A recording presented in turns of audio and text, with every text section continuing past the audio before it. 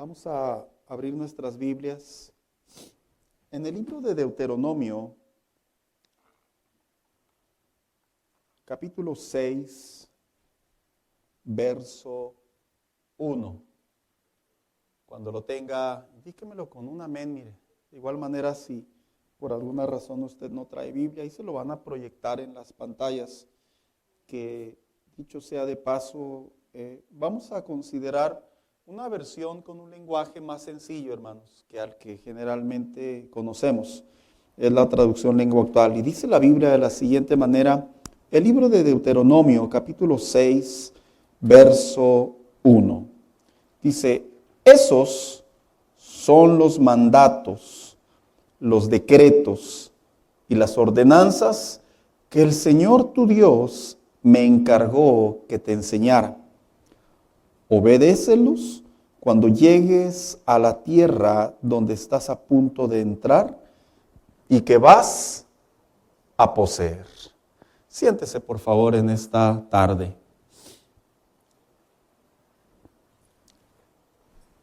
Esta mañana, mientras estudiaba, hermanos, se me ocurrió visitar el internet y hacerle una pregunta al buscador, a Google, como dicen por ahí, ¿verdad? Y esta fue la pregunta que le hice a la inteligencia artificial. Y le dije, ¿qué debo esperar para este 2026? Y la respuesta fue muy clara y se la quiero compartir porque la transcribí. Y dice, debes de esperar cambios geopolíticos en donde China, que es Asia, podría emergerse como potencia económica y militar dominante. Debes de esperar tensiones y rearme, que viene siendo aumento de la carrera en cuestión de la tecnología y la milicia. En cuestión de la diplomacia, dice, posible reencuentro entre el presidente de Estados Unidos y de Corea del Norte para discutir en relación a un nuevo programa nuclear. Cuando la inteligencia artificial da estas respuestas, es porque es vamos a llamarlo, un estimado de lo que posiblemente se puede proyectar, que sí se puede suceder en una posibilidad muy elevada, a pesar de que la inteligencia artificial es simplemente internet, letras, codificaciones y respuestas automatizadas. En realidad no podemos pasar por alto, hermanos, que de tanta información que se va introduciendo esto viene siendo en cierta medida algo de lo que sí se puede ver como una proyección. Aunado a ello, a los cambios que se esperan para este año, se dice que cada año que se presenta en la vida, que dicho sea de paso, cuando yo veo niños y pienso en el año nuevo, yo digo, qué padre la mente de un niño, ¿verdad? ¿Qué esperas para este próximo año? Y luego el niño dice, ¡ay, volver a la escuela! Y luego piensan en sus juguetes, aquellos que le regalaron algo, dinero o algún viaje que vienen de. Y luego empieza la vida del joven, ¿verdad? Pasar por su mente, ¿qué esperas para el próximo año? Y dice, no, pues ya conseguirme novia, ¿verdad? Otros conseguirme novio, trabajo, comprarme un carro.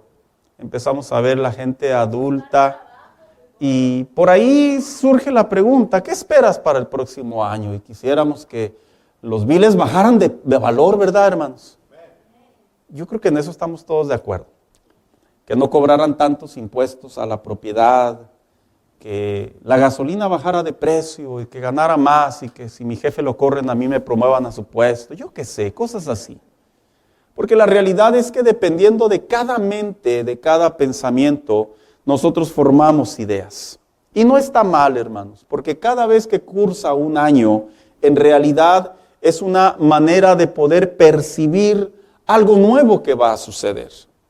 Históricamente hablando, algo que hasta este año ha seguido teniendo un auge en relación a año, se lo comparto brevemente, en relación a la salud, se dice que hay un incremento de nuevas enfermedades en donde la gran mayoría de los casos solo se dedican a controlar la enfermedad, pero no a sanarla.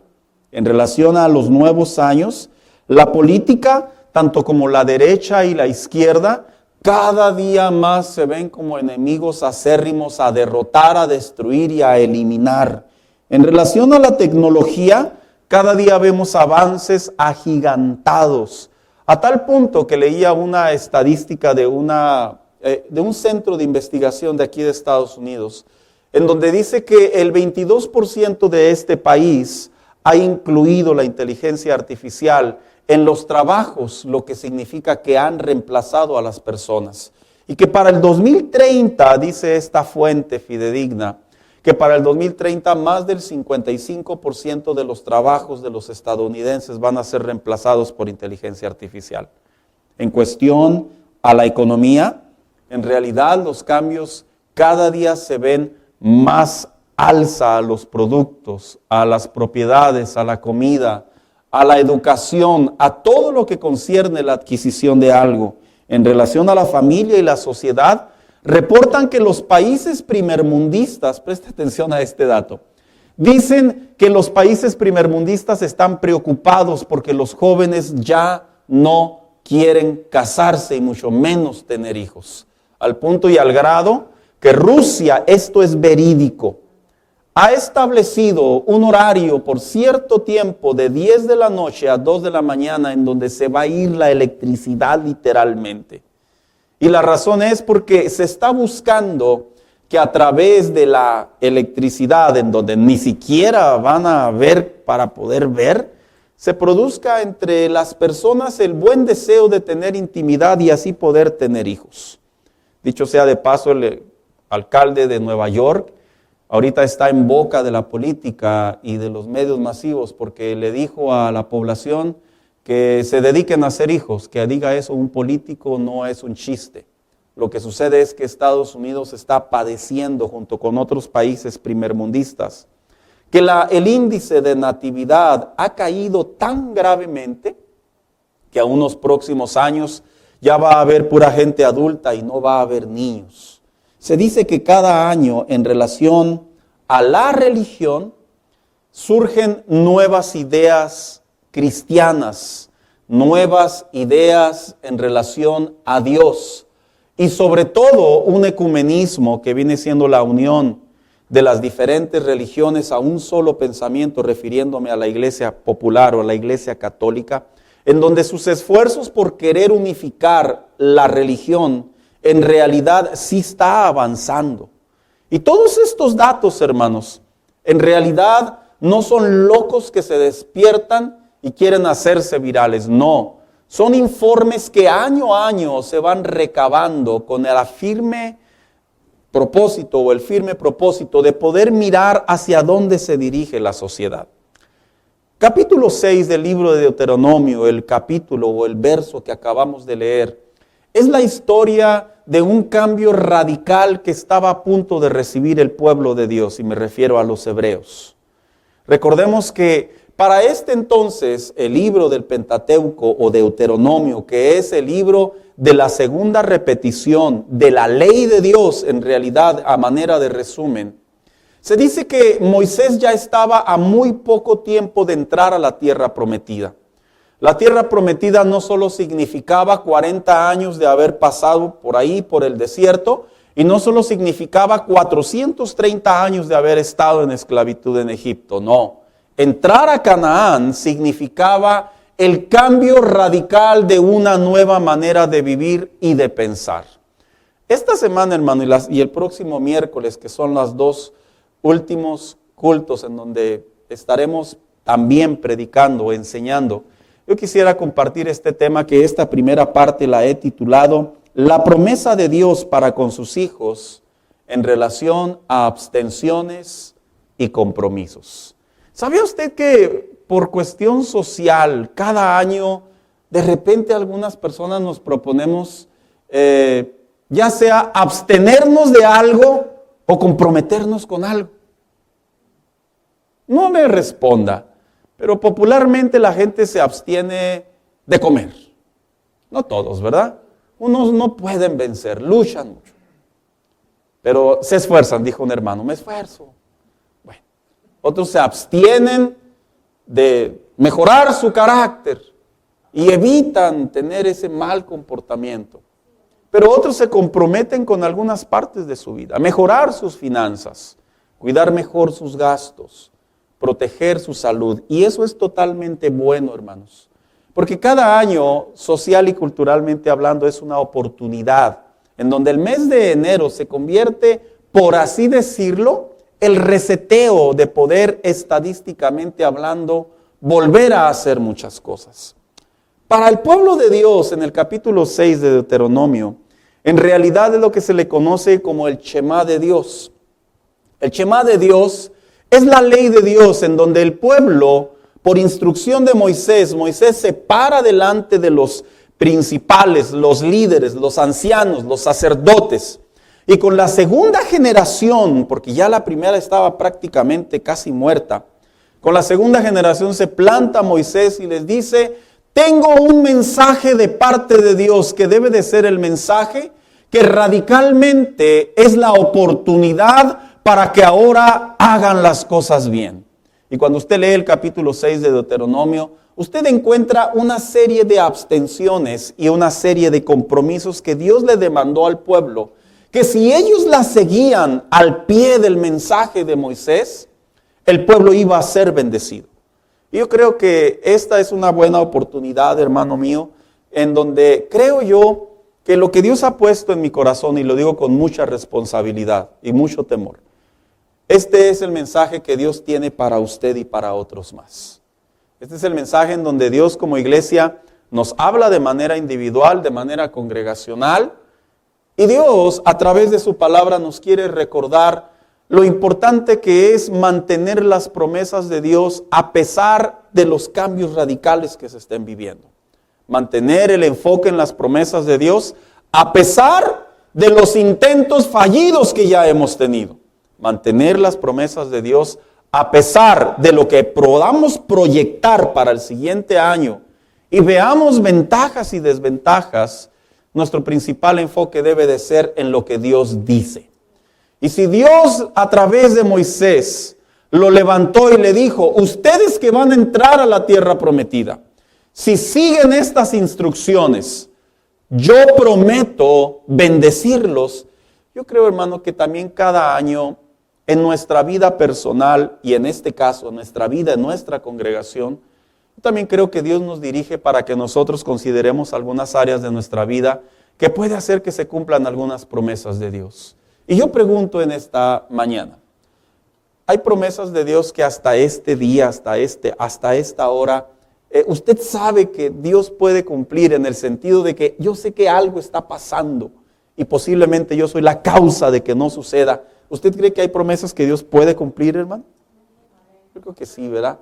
En esta mañana yo solo voy a compartir la primera parte de cómo es que las promesas de Dios se pueden cumplir ante un nuevo año.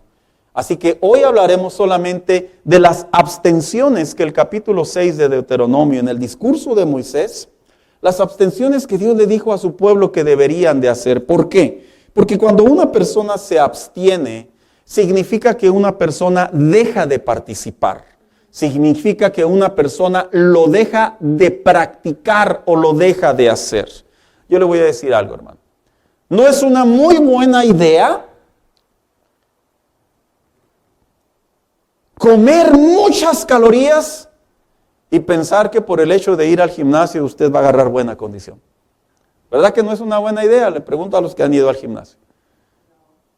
No es una buena idea ir al gimnasio, tener la disciplina de ir al gimnasio y luego de repente sale del gimnasio y luego usted ahí pasa por McDonald's, ¿verdad? ¿Qué le damos, señorita? Deme una Coca y deme una Big Mac.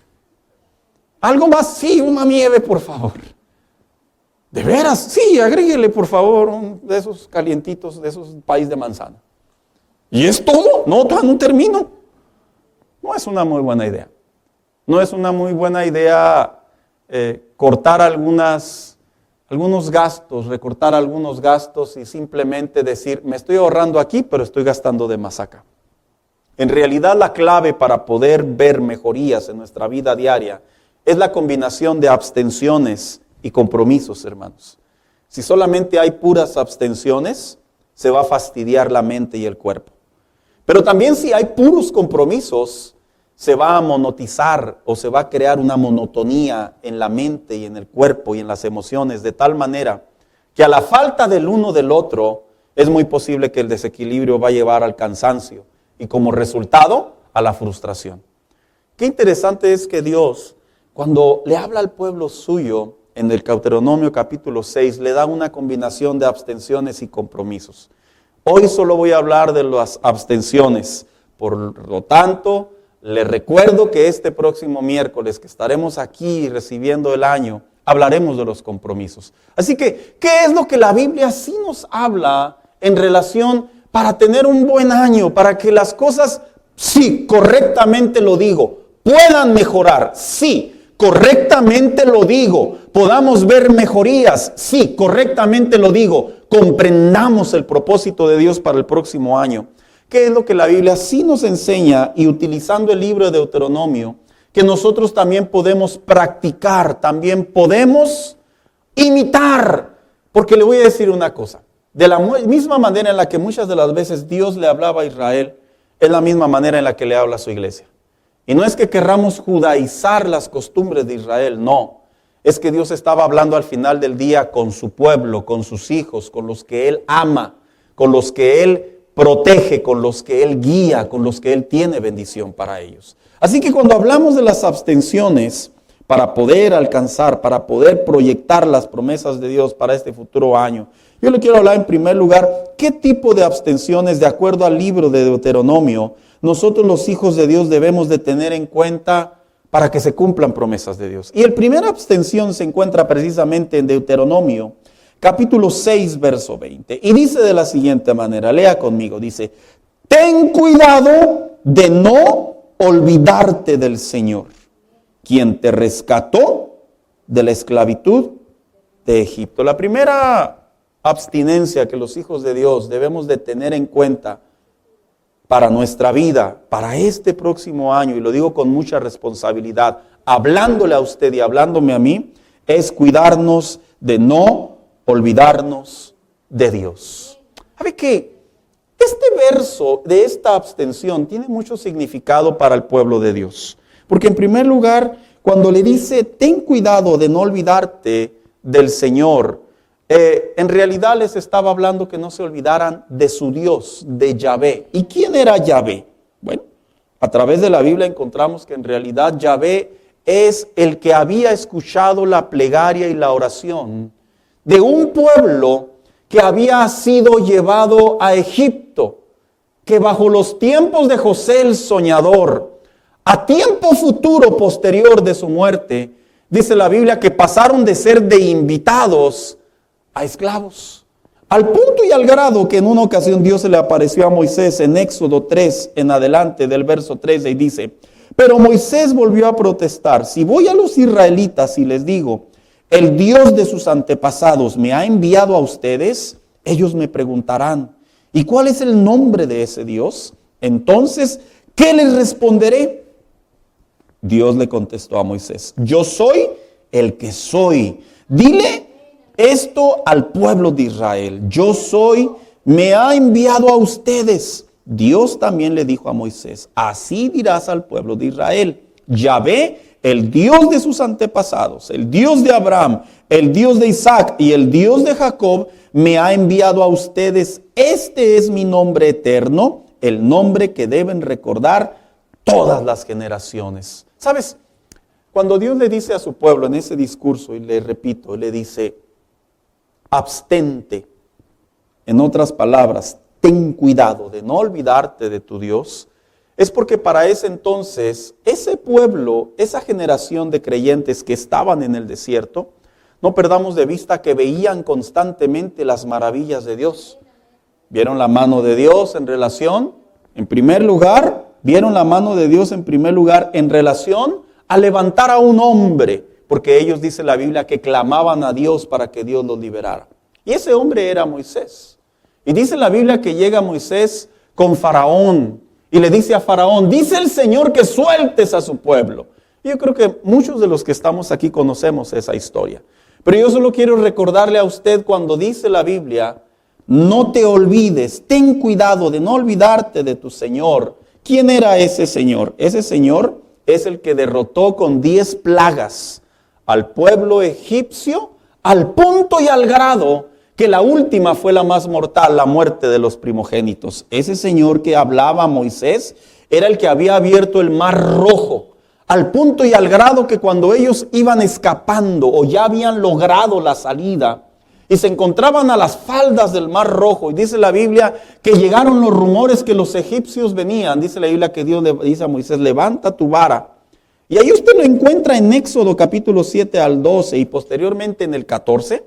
Usted encuentra que Moisés al levantar la vara se seca el mar literalmente. Al punto que la Biblia dice, usted lee con cuidado, dice que las aguas se separaban al punto y al grado que eso significa, hermano, que se podían mirar. No estaban caídas. Por eso cuando usted ve las caricaturas o ve las imágenes que las aguas se parten, eso es literal. Y los arqueólogos, los geólogos, los científicos dicen que este fenómeno natural sí puede suceder. Y a pesar de que ellos lo descubrieron hace algunos años, Dios ya lo había manifestado hace miles de años. Así que dice la Biblia que ese era el Dios que le había dicho a Moisés, levanta tu vara. Y no solo ello, sino también dice la Biblia que una vez que cruza el mar en seco, ese es el Dios que le dice a Moisés, voltéate Moisés, ahora que se cierre el mar. Y dice la Biblia que todos los carros de Faraón junto con Faraón caen.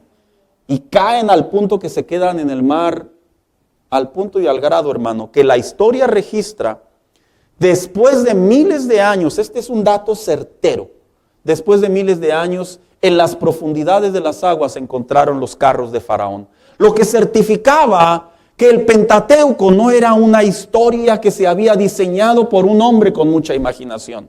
Era la historia de un hombre que había escrito porque había visto con su mirada que habían clamado a un Dios y ese Dios los había liberado. Y están los datos arqueológicos y bien cimentados en el internet y en los museos. Y sabe, Dios le estaba diciendo a este pueblo, no te olvides del Señor tu Dios. ¿Por qué le dice eso?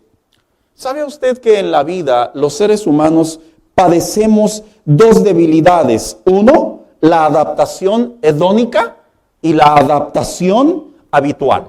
¿Qué es la adaptación hedónica? La adaptación hedónica es el placer del día a día. Por ejemplo, a veces logramos tanto en obtener algo que lo disfrutamos tan seguido que ya se nos hace una costumbre y ya no sentimos emoción por ello. Es como los niños. Usted los lleva por primera vez a un restaurante y ellos están encantados ahí. Pero usted ya los lleva seguido, cada 2 semanas, cada 3 semanas. Y luego se atreven a decir los chamacos, otra vez a Chili's. Oiga, y otros deseando ir, ¿verdad? Otra vez a Olive Garden. Y uno así como que va a cada aniversario de boda. Y si bien les va. Y Dios, cuando le habla al pueblo, dice, no te olvides de tu Dios. Es porque Dios sabía que en el corazón del hombre, a veces el recibir tanta bendición, el disfrutar tanto los beneficios de Dios, llega a un punto en la mente y en las emociones del hombre, hermanos, que nos acostumbramos a las cosas de Dios. El pueblo, por 40 años, literalmente habían comido bajo la mano de Dios, habían bebido bajo la mano de Dios y habían sido protegidos por la mano de Dios. Y cuando les dice, no te olvides, es porque en cierta medida no se ha puesto a pensar que es alta la probabilidad de que de ver tanto la mano de Dios, este pueblo se acostumbró a los placeres de Dios que Dios les daba. Sí. Y cuando dice la segunda debilidad, que es la habituación de la que padece el ser humano, es porque sí es cierto.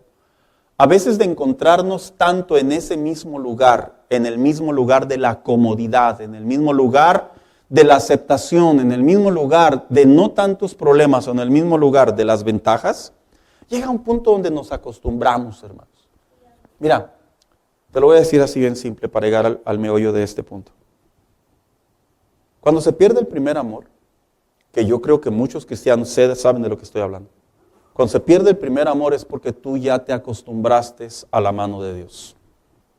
Al punto y al grado que el acostumbrarte a la mano de Dios se convierte en olvidarte del Dios de las maravillas. Y Dios lo que le dice a este pueblo, le dice, abstente de no olvidarte quién es tu Dios, es porque es común que cuando un cristiano se olvida de lo que Dios hace en su vida, caemos en comodidades, caemos en placeres. Y no hablo placeres carnales, hablo placeres de costumbre, placeres de hábito, en donde ya no está la emoción de orar igual, ya no está la emoción de adorar igual, ya no está la entrega de servir igual, no, sino básicamente tenemos un Dios, pero nos podemos olvidar de nuestro Dios. Mire, este pueblo se circuncidó por miles de años, que la circuncisión era la marca de que eran el pueblo de Dios bajo un pacto. Nacía el varón y cada vez que ese varón se miraba a su miembro, sabía que él había sido dedicado y exclusivo de Yahvé. Pero ¿qué cree? Es común que al exceso, a la habituación, a la costumbre de recibir tanto de Dios, es común que un cristiano también se pueda olvidar de Dios. Y sabes, no significa que dejas de usar tu Biblia, no significa que la dejas de leer, no significa que dejas de congregarte necesariamente, no significa tampoco que necesariamente dejas de cantar, no. Es que muchas de las veces podemos en realidad tener todo ese entendimiento y ese conocimiento, pero en nuestro corazón ya no está meramente Dios como el centro de nuestras decisiones. ¿Y sabe por qué se lo digo? Porque este pueblo, por muchos años, una vez que se olvidó de Dios, ¿se acuerda cuando dice la Biblia, Jueces capítulo 1, que entraron ahora sí y poseyeron cada quien su tierra? Dice el Jueces capítulo 1, y cada quien hacía ¿qué? Mire si sí se lo sabe. Tenían la marca de que eran pueblo de Dios, pero se habían olvidado de Dios. Cuando un cristiano se olvida de Dios, no necesariamente significa que se va a perderse de donde Dios lo rescató. No, no es necesariamente así. Un cristiano también puede padecer de olvidarse de Dios desde el punto de vista que olvida en su corazón, en su espíritu, esa emoción, esa pasión, esa dedicación, ese compromiso, esa sed, esa búsqueda, ese clamor, esa intercesión de conocer más de su Dios. Y sabes, hermano, yo lo digo con mucha responsabilidad como pastor y con muchos años en el Evangelio.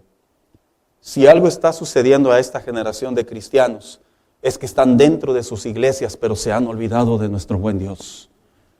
Si algo le ha sucedido a esta generación de cristianos, es que tienen a ciencia, tienen a entendimiento y a conocimiento que Dios es el que los salvó, pero no se comportan como si fueran guiados por un Salvador. Porque prácticamente esta abstención, al no cumplirse, Dios removió su promesa. El pensar que por el hecho de conocer a Dios, pero olvidarme de Dios, significa automáticamente que Dios siempre va a estar ahí, cuidado. Porque ahí está el síndrome de Sansón. Sansón sabía de dónde se venía su fuerza. Sansón sabía que Dios lo había ungido desde el nacimiento, dice su palabra, que él sabía. Pero fue tantas las veces que Sansón estuvo en desacuerdo de su comunión con Dios, que se olvidó de Dios y cuando menos pensó, se convirtió en la burla de la sociedad. Por eso esta abstención de no olvidarte de Dios es clave en nuestra relación con Dios, hermano. Dice el Salmo 103:2, con todas mis fuerzas, mi ser lo alabaré, de mi ser lo alabaré y recordaré todas sus maravillas. El salmista le decía al Señor, no solamente me voy a acordar que tú eres mi Dios, sino lo que voy a hacer ¿con qué? Con todas mis fuerzas. Porque es lo que Dios quería de su pueblo. De hecho, es lo que Dios quiere de su pueblo, hermano. Olvidarse de Dios no significa llevar una vida moderada. Olvidarse de Dios tan simplemente significa perder las fuerzas para buscar a Dios. Por eso el salmista decía, con todas mis fuerzas. Otro salmo más adelante dice, si de veras quieres honrarme, tráeme ofrendas de gratitud. Si corriges tu conducta, yo te salvaré. Porque yo le voy a decir una cosa. Cuando uno no se olvida de Dios, uno nunca olvida que uno es una ofrenda para Dios. Es como el matrimonio. ¿A quién sirves en tu matrimonio? ¿A quién sirve usted, hermana mía? ¿A usted misma? Aunque parezca que está regañada. ¿A quién sirve? A ver, le voy a preguntar a los varones. No sé si estoy hablando en François, güey, mimi. Pero le voy a preguntar a los varones. Cuando se casaron, ¿a quién decidieron servir? A su esposa. Si usted en su matrimonio, usted no está cada mañana levantándose y diciendo, lo hago por ti. No, ¿verdad?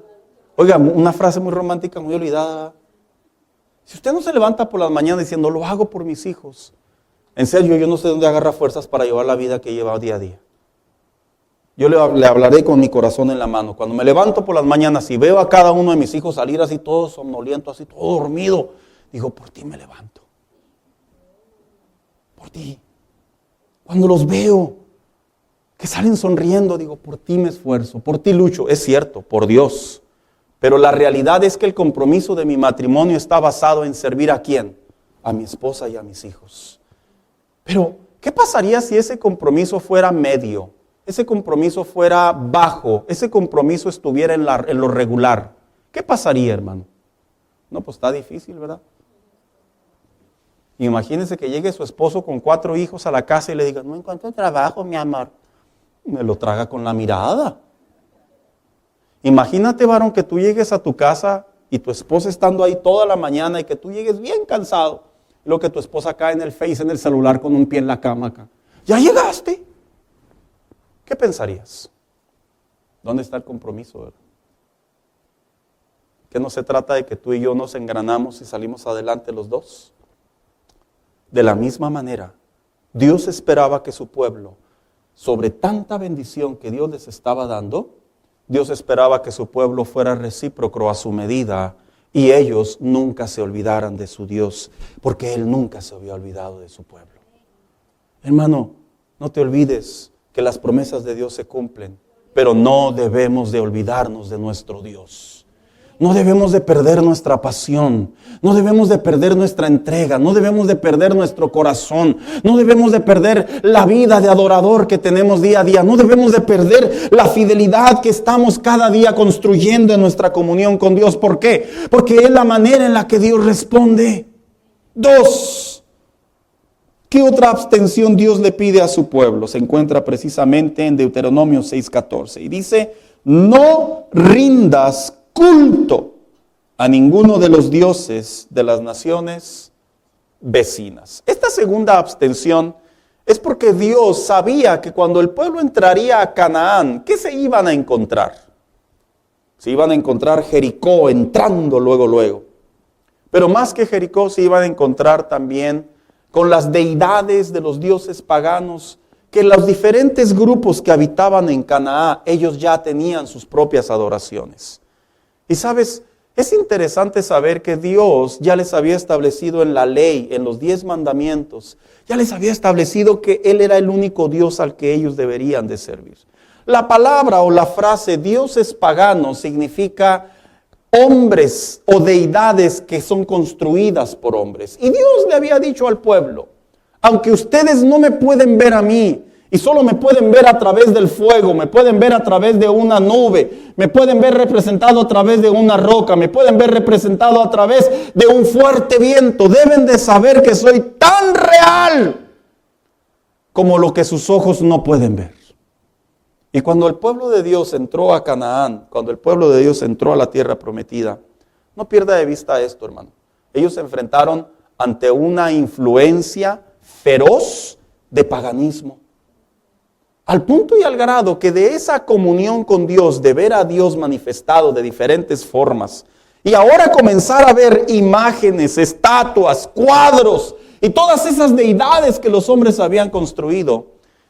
Es interesante saber que está comprobado psicológicamente que cuando una persona pone su mirada en algo, la mente, el razonamiento y la lógica te lleva a pensar que te puede ayudar. Es como, por ejemplo, ¿cuántos han agarrado una pastillita y han dicho, ahorita con esta pastilla se me quita el dolor de cabeza? Y luego se la echa. Y luego de repente revisa sus pastillas. Caray, no me tomé la de la cabeza, me tomé la del estómago. Pero como usted en su mente ya lo estaba pensando que esa era la pastilla la buena, ¿qué cree que le pasa? Se le quita el dolor de cabeza. Esto es científico, esto está comprobado en la psicología. Porque la mente, por el hecho de ver algo y de poner su confianza en algo, el cuerpo recibe el ánimo y el estímulo en cierta medida para creer que las cosas pueden suceder. El pueblo sabía que nunca iba a ver a Dios, porque Dios les había dicho que era espíritu. Pero cuando entraron a Canaán, comenzaron a ver todas esas deidades, en donde había leyendas, historias y cuentos, de que todos esos dioses que se encontraban alrededor de Canaán, en donde ellos iban a entrar, había historias que esos hombres o esos personajes habían hecho maravillas. ¿Sabías tú que actualmente existen dioses paganos modernos dentro del cristianismo? Hice una consulta a un sitio muy famoso de los cristianos que se llama God Questions.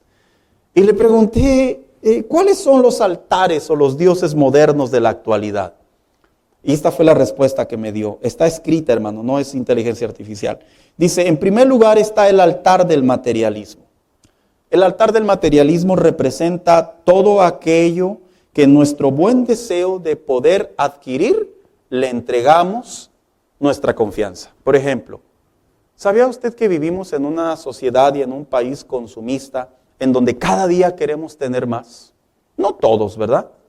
Pero es común que cada día queremos tener más. Vivimos en un país en donde es fácil hacerse de las cosas, en donde nosotros sentimos hasta cierta medida alegría, placer y confianza poder tener más.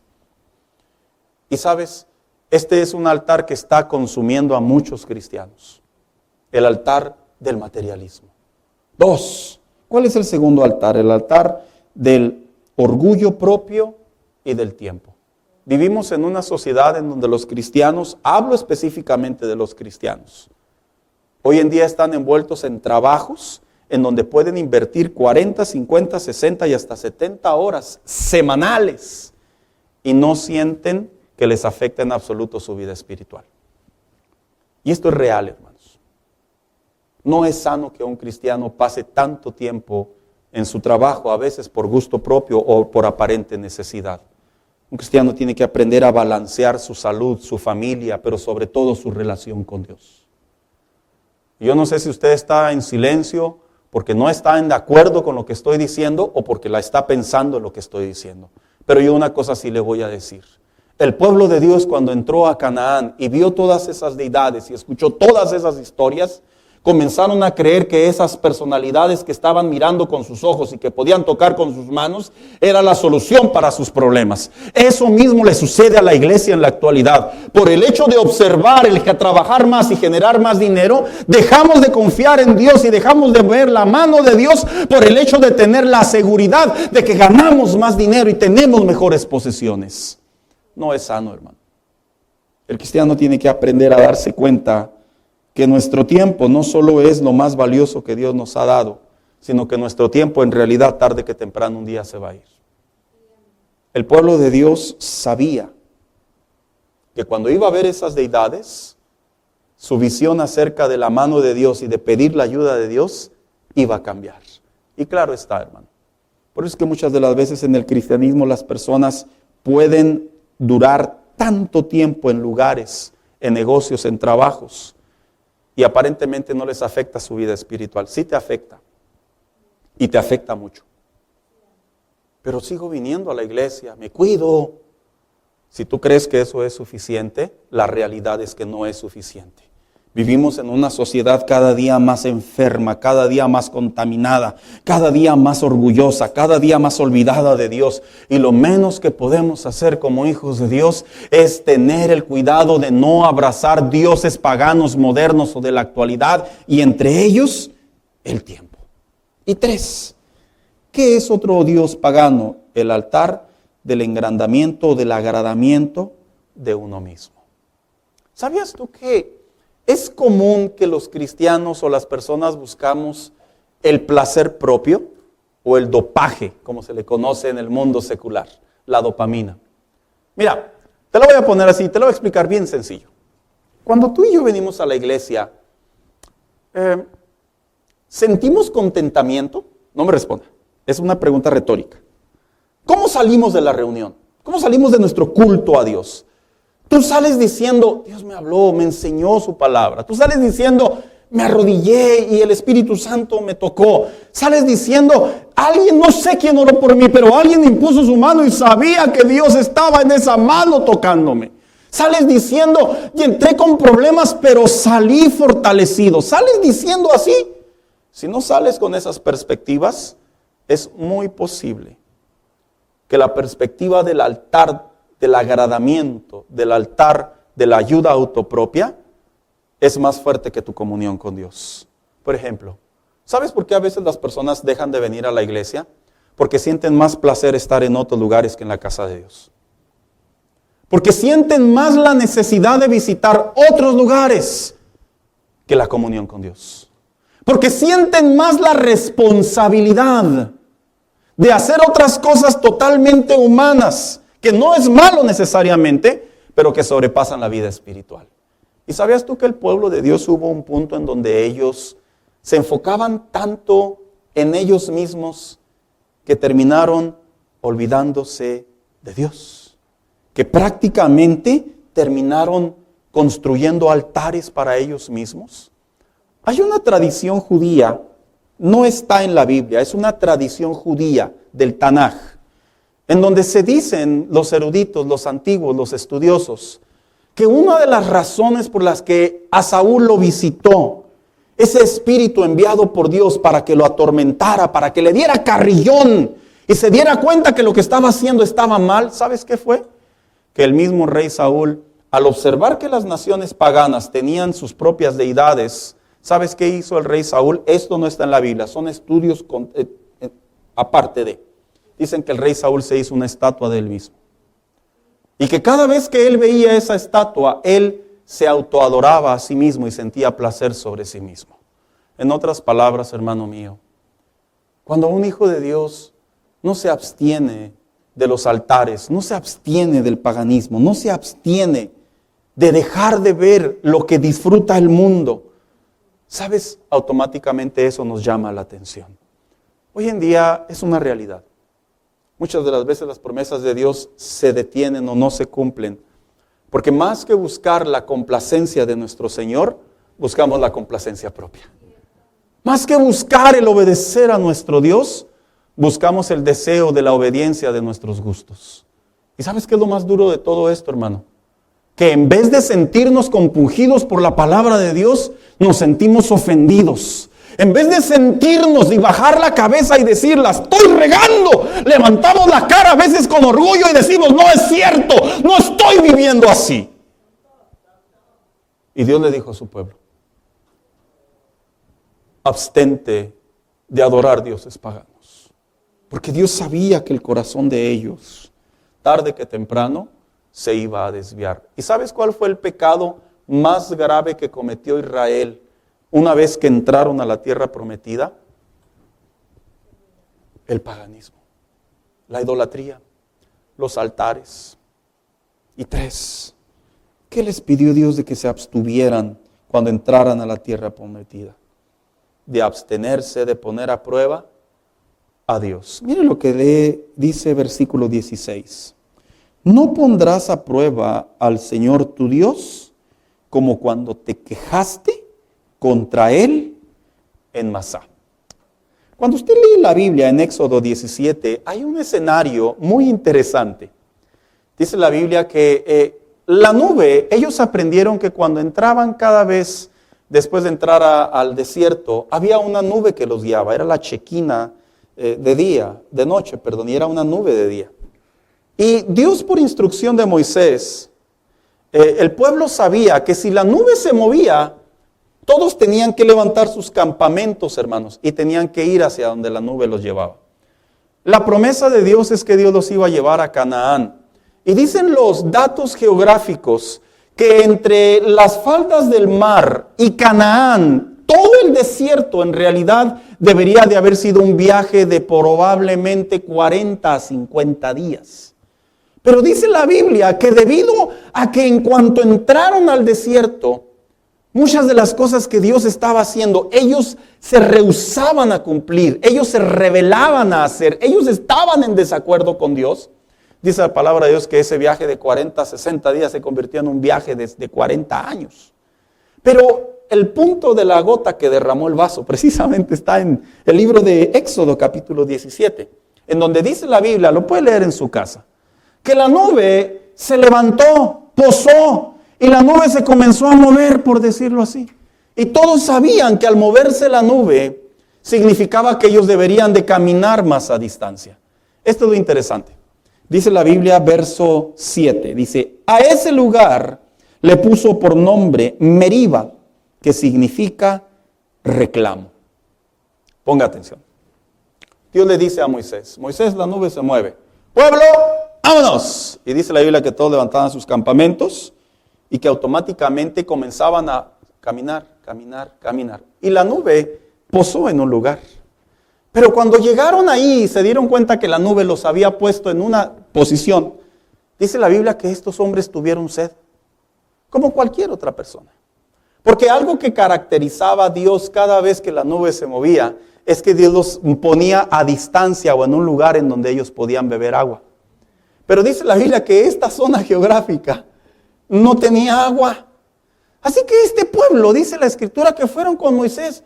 Moisés, mira, Dios nos está moviendo de allá para acá y no nos da agua. Dice la palabra de Dios que eso fue un reclamo. Al punto y al grado que ese lugar se nombró Meriba, que Meriba significa reclamo, pues el pueblo le había reclamado a Dios. Y dice, y también lo llamó Masa, que quiere decir duda. ¿Sabe qué significa probar a Dios? Significa la combinación de reclamar y dudar. Brevemente voy a explicar este último punto. La Biblia sí enseña correctamente que hay dos maneras en que a Dios se le puede probar. Una se encuentra en Malaquías, abiertamente. Cuando el pueblo de Dios estaba en veremos si volvían a restaurar la casa de Dios o no, el verso bíblico tan famoso, dice Dios que dice a través del profeta Malaquías, probadme ahora tanto en esto.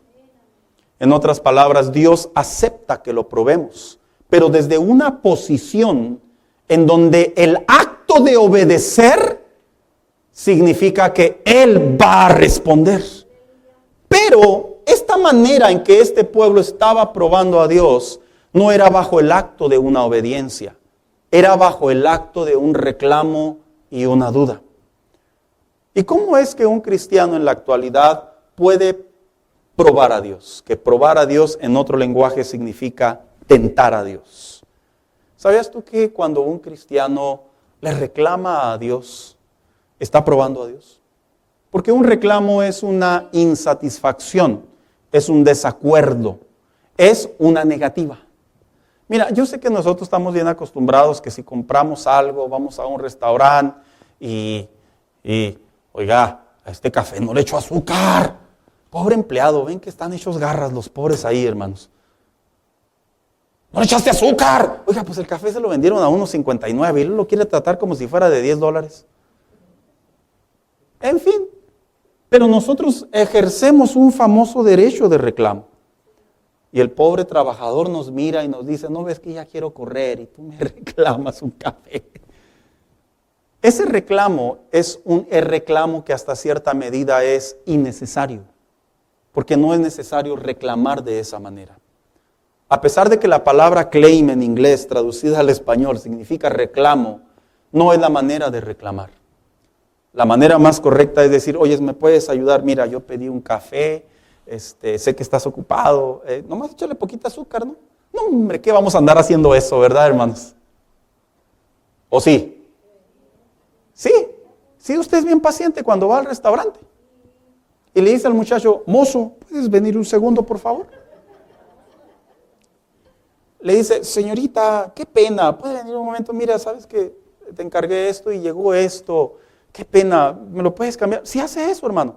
O dice, ¿qué te ordené? ¿Qué te pedí? Y los tratamos como si fueran cualquier cosa, ¿verdad, hermano? Pero eso no pasa aquí. Yo me topé a un hermano la otra vez en otro lugar. En fin, el pueblo de Dios comenzó a reclamarle a Dios como si Dios fuera un mesero. Como si Dios fuera el Dios que les tenía que complacer todo lo que ellos pedían. Eso es probar a Dios. Eso es tentar a Dios. A Dios no se le reclama. Pero yo nunca le he reclamado a Dios de esa manera. Bueno, también está el reclamo pasivo o el reclamo interno. Cuando nosotros desobedecemos en un juicio, en una cordura, en una premeditación, en una acción propia, es una manera de reclamar. Es como cuando se enojan los papás y le dice uno al otro, ¿sabes qué? Pues no voy a ir a la iglesia. Y los hijos se quedan mirando, ¿y yo qué culpa tengo? ¿Yo qué te hice para que no me lleves a la iglesia? Yo sí me acuerdo de esos escenarios. Yo sé que ya no suceden, ¿verdad, hermanos? ¿Por qué se queda tan callado, hermano? ¿Por qué? Yo nomás digo, ese es un reclamo. Es como decirle a Dios, no me contestaste, tuve broncas, no estoy satisfecho. Eso es probar a Dios. Pero el último, que es dudar. Porque dice la Biblia que a este lugar también se le llamó Masa o Masá, que quiere decir duda. ¿Sabías tú que dudar de Dios es tentar a Dios? Es probar a Dios. Este es algo muy interesante que se aprende en la vida cristiana, hermanos, en el día a día. Yo le comparto una experiencia muy propia. Lucho con mi mente, lucho con mi razonamiento para dejar de sentir y aprender a obedecer. Para dejar de sentir, inclusive hasta pensar, y simplemente depender de Dios. Porque yo sé que cuando un cristiano pone en duda el poder de Dios, es un grado de incredulidad que ofende a Dios. Yo sé que cuando un cristiano, hablo por mí, cuando un cristiano está triste porque aparentemente Dios no está obrando, es una manera de dudar de Dios. Porque cuando un cristiano, en vez de hacer lo que se hace para acá, se hace para allá, es una manera de rebelarse y reclamarle a Dios.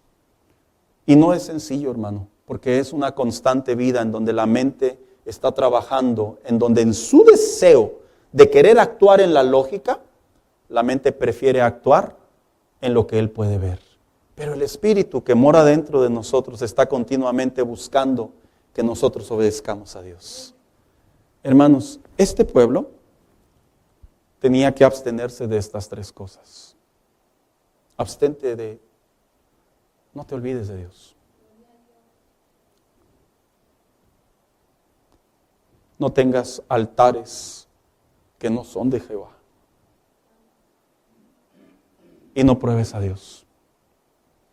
Estos tres pecados, prohibiciones, advertencias, son muy comunes en la actualidad. En serio, hermano. Cuando uno estudia la Biblia, uno se da cuenta que esto es algo muy continuo en la comunión con Dios.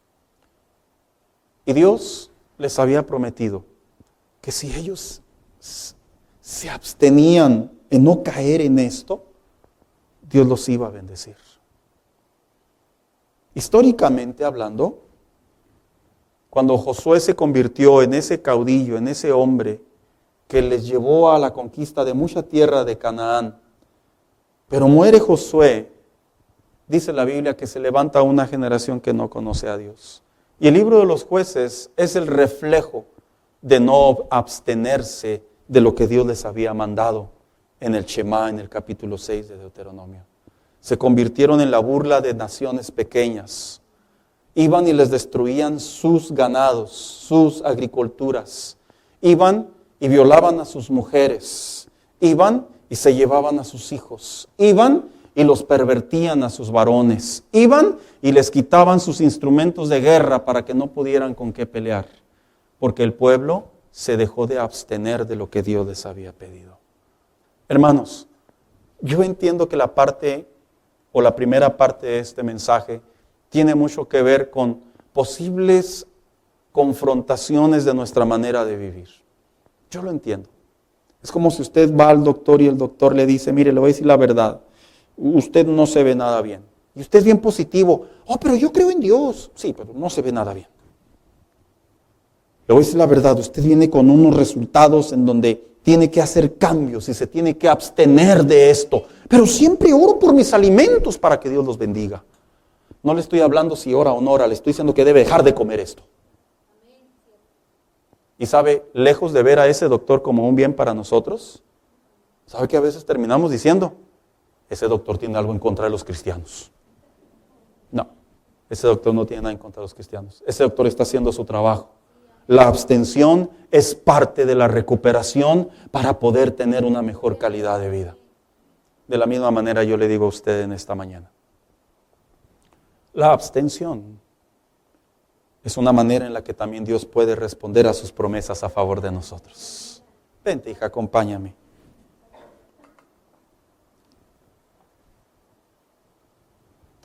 Tengo que dejar de participar de esto. Sí, hermano. Tengo que medir mis tiempos. Tengo que volver a mi primer amor.